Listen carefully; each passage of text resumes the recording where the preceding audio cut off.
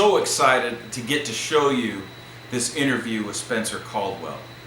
He's an amazing person, and he shared so many good insights with me, and now that you get to see this, he's sharing it with you also.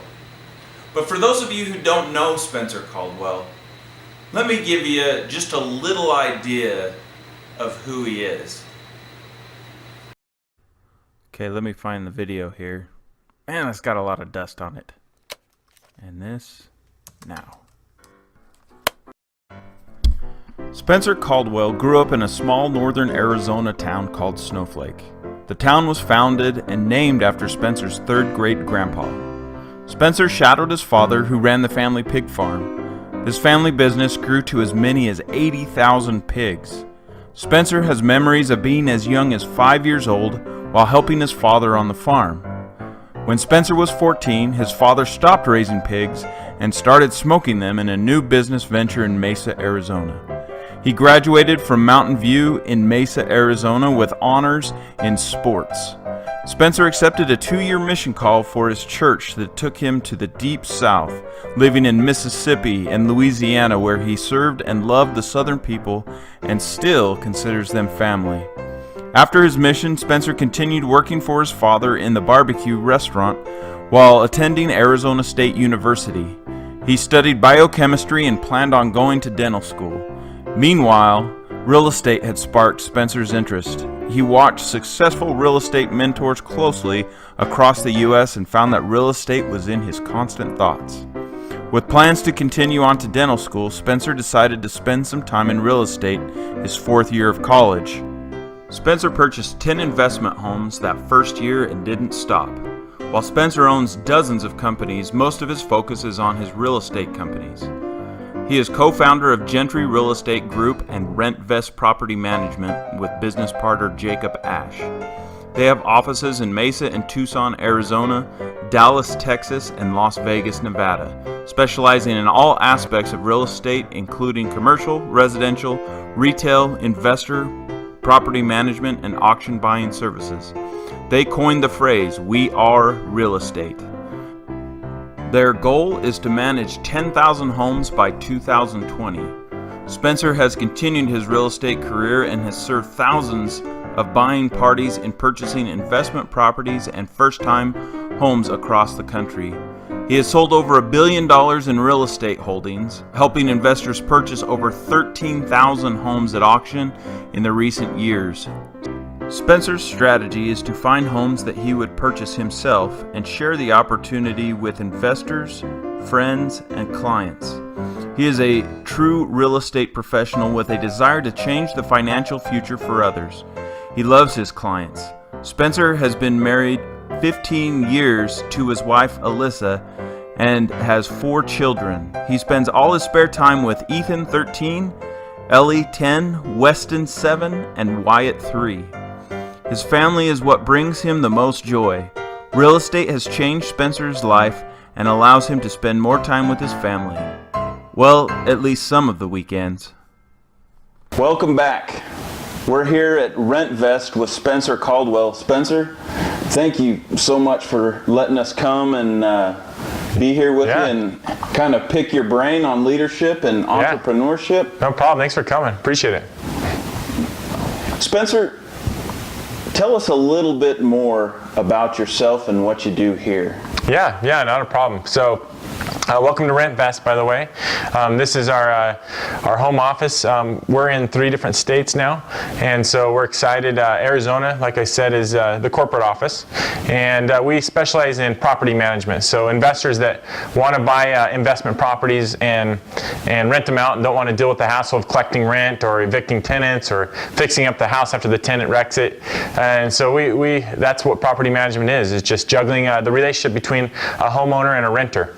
And so RentVest was originally Gentry, and we started that, about I would say 8 years ago or so. and Gentry Real Estate Group, but we just went through a name brand change, or name brand recognition and change to RentVest, which is just more of the name explains what we do, and we went through several tests and just felt like RentVest kind of encompasses a national brand growth that we want to grow. So the goal is to grow RentVest Property Management into manage over 10,000 properties by 2020 is the goal, and so we're going to have to move into a lot of different states. So currently we're in Arizona, and also Texas and Las Vegas, Nevada, and looking at several new markets right now to move into. So here at RentVest, we do a lot of things, not only property management, but my focus actually has been on foreclosure sales, working with foreclosures for the past 8 years, I would say, 9 years. And I'll probably go into a little bit more of why I chose to work with foreclosures in this interview, I assume. But so that's very, very exciting. You know, we've helped investors purchase I'd say over 13,000 homes at the foreclosure auction sale here in Arizona alone. So that's a lot of houses. It's a lot of foreclosures that have happened. And so, but naturally, you know, working with investors, helping them buy foreclosure homes. Some of them want to buy rentals and keep it as a rental. Most of the investors in Arizona are flipping them, but a lot of them want to rent it out. And so we can help them with property management. So that's a little bit more about my business and what we do. I'm a co-founder. I've got an awesome partner, Jacob Ash, and him and I founded the company, and we didn't invent the wheel. You know, I learned property management from my uncle, also from Snowflake, Tom Caldwell, and he's still in property management. He's one of my mentors and someone I look up to greatly.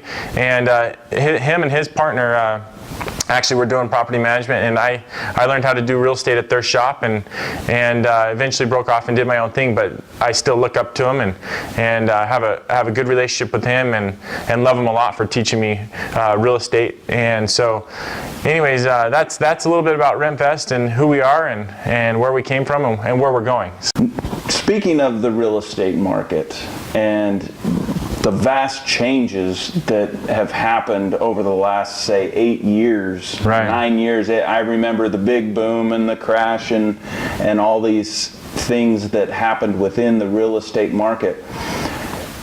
A person such as yourself that's in a market like that has to stay on top. What have you done to innovate and to lead to be able to keep pace with the constant change? Yeah, great question.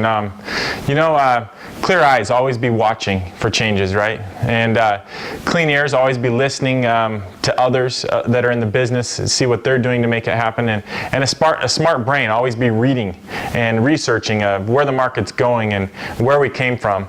And you know, another saying that I've heard my dad say several times is, "Son, keep your nose to the grindstone." You know, always be looking forward of what the direction is, where we are, and where we're going. And this is what I do full time is real estate. So I go to bed thinking real estate, and I wake up thinking real estate. You know, any waking moment I have besides juggling my beautiful wife. I'm married with 4 kids, and I know you've got 4 kids also. So any waking moment besides family, I'm thinking of real estate, and I love it. And so you've always got to be ready for the passive change, right? And so my 13-year-old plays a lot of football, and he always gets crazy passes. He's a receiver.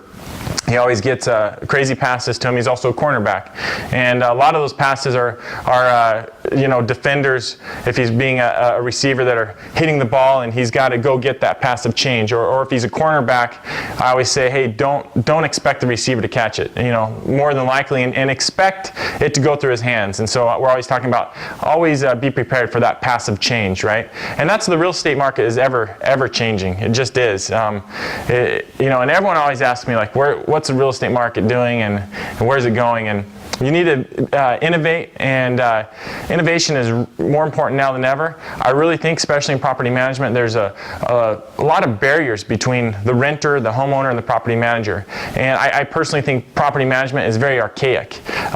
Look at the taxi system. You know, we all know what happened to the taxi business. Uber is absolutely amazing. I love it. I take it a couple times a week. When I'm flying out, I just live a mile from my office.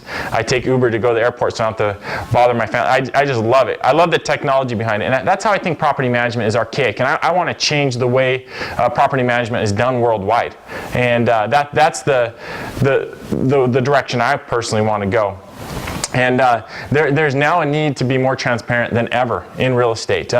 Look how everyone knows what Zillow is in real estate. Anyone can pull up their address if they own a property and look it up on Zillow and get what they call a Zestimate, right? So transparency in real estate is needed now more than ever. And property management is a little bit behind the 8 ball on that, so we need to change that. And the reason why we need to be innovate is for cost effectiveness. We're all looking for a great deal. And what's the most effective solution to be the difference, right?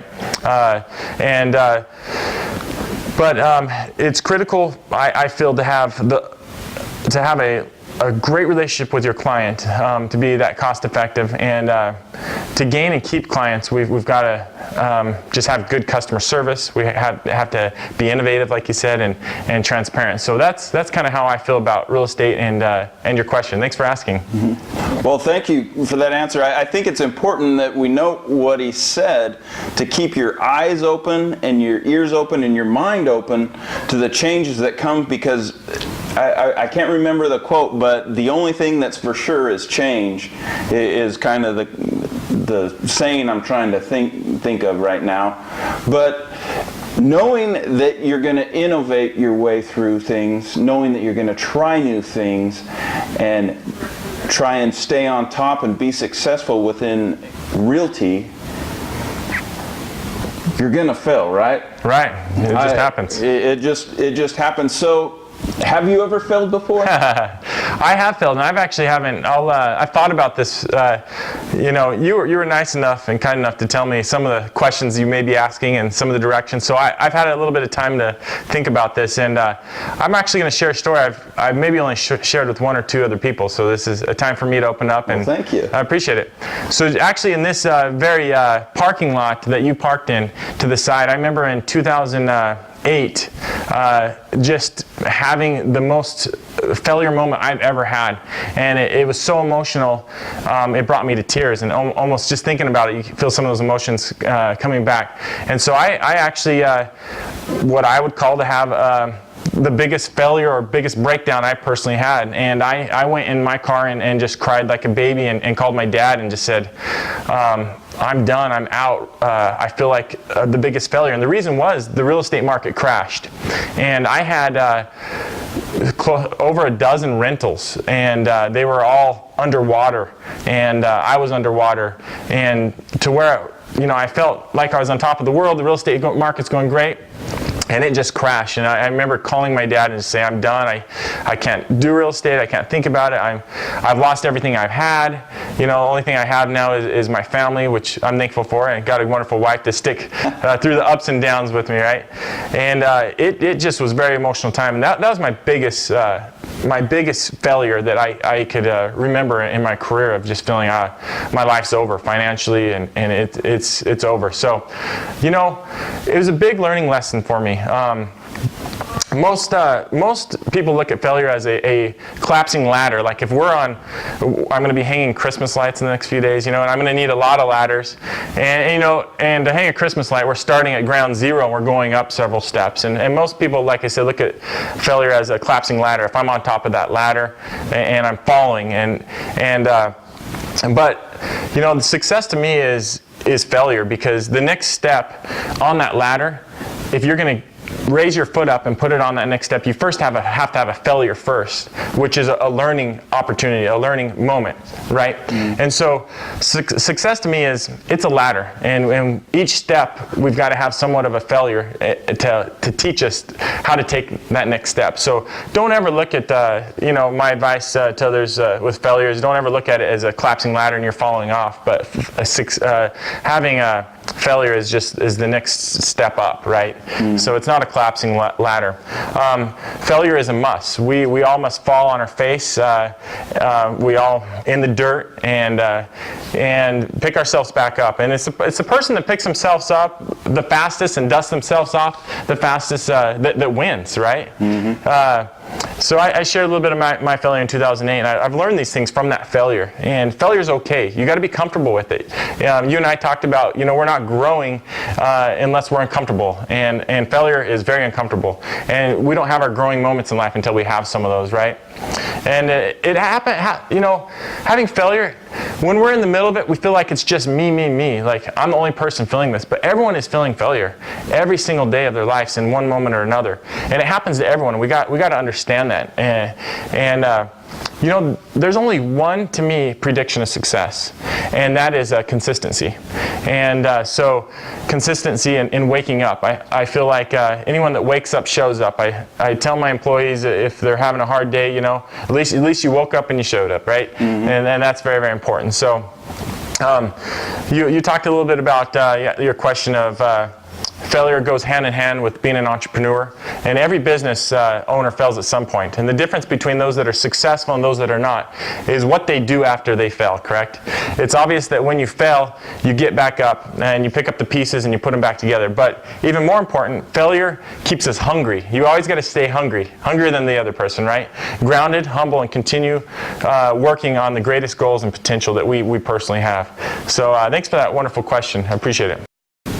Thanks for sharing that with us, Spencer. I feel privileged that you felt comfortable enough with us to share that experience that you had, and I think it plays into what each of us have felt in our lives and our pursuits, that we've all failed, and that it's through failure that we can truly succeed.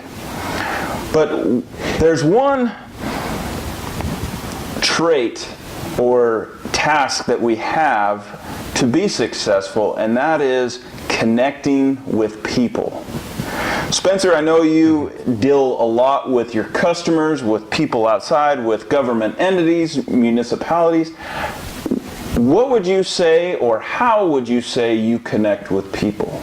Yeah, that's a great question. I call it business charity. There's all kinds of definitions of charity, religiously, but in business, I call it business charity. And naturally, we all look at other businesses or other people, and we think, how can I get a piece of that person to make ourselves better, right? Yeah. Like, I want to go meet every successful person, and I want a piece of them because I want to incorporate into myself.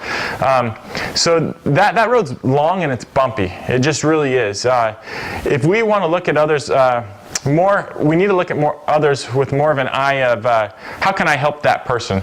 What value can I bring to the table of that person? Even if they're really, really successful. I've invited super successful people to lunch before, and everyone loves a free lunch, and everyone's going to say yes. Doesn't matter how much money they have or how successful they are, they're all going to say yes. So you have to it's business charity. You have to say, what can I bring to the table? If you go to someone and add value to them, that relationship's going to go 100 times further, because if you automatically give someone value, naturally they do the same thing. They want to give you value. So like I said, it's the natural man is, how can I get a piece of that person that could be because they're successful? But think of it opposite. Have a paradigm shift and think, what can I bring to the table of value to that successful person? So he's maybe willing to share some of his or her secrets with me, right?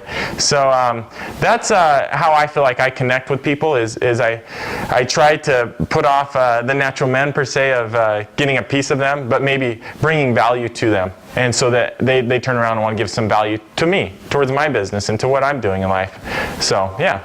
And so I look around here, I look at the office, and I can see those that are viewing can't see the glass windows here in the conference room, but there's employees and team members walking around busily doing their jobs.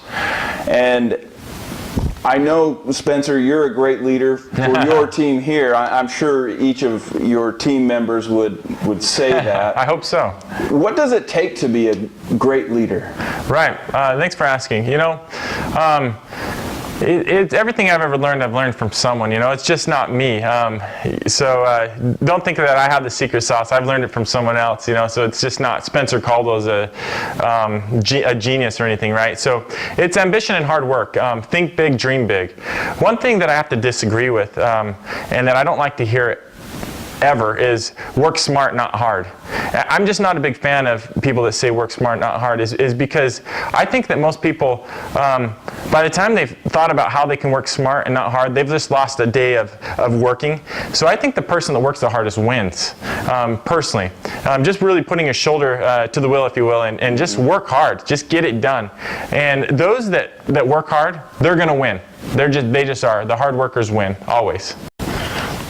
Well, here at Intentional Leadership, we focus on being intentional every day, you know, whether it be when you wake up, when you eat, whatever you're doing, you do it intentionally and you do it consistently to form habits. Spencer, what are the 5 most important things you do every day, intentionally do every day? Intentionally. Yeah, great question. You know, one thing you do is you think, you know, just when you wake up, what's the first thing you're going to do? So I think it's important that you have, I call it me time, right?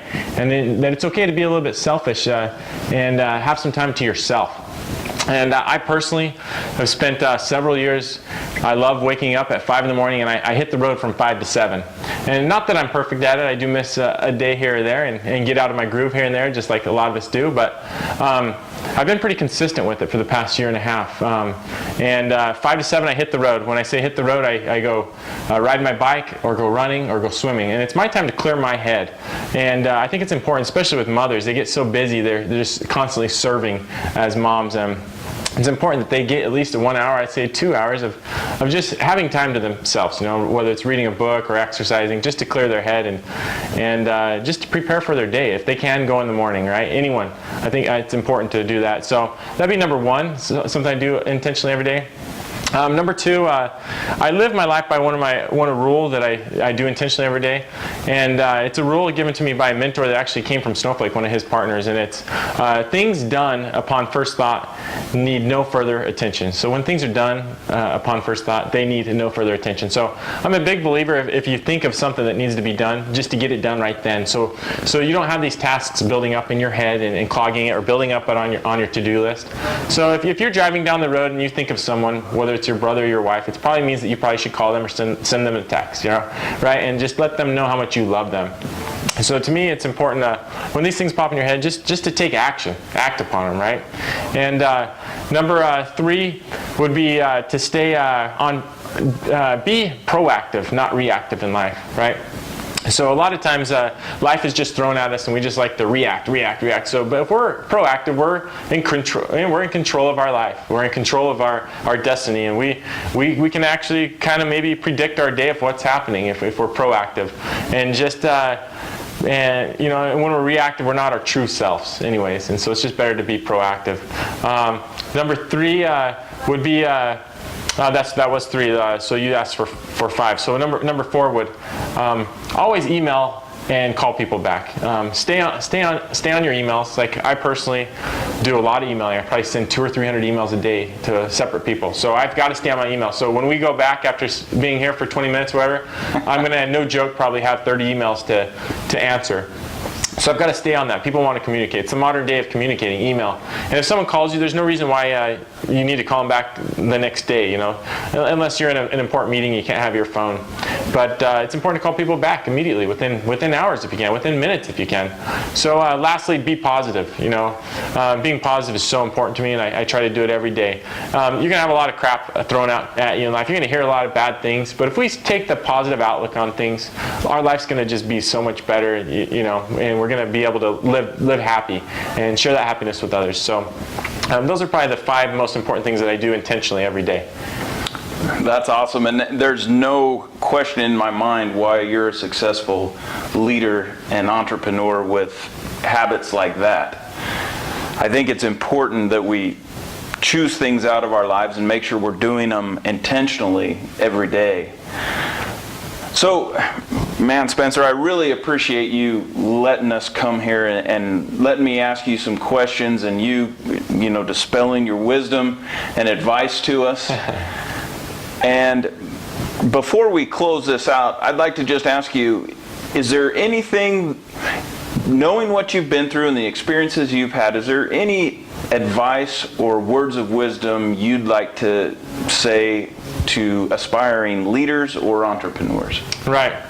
You have two choices in life, and let me review those two choices in a second once I give you my basis. And so,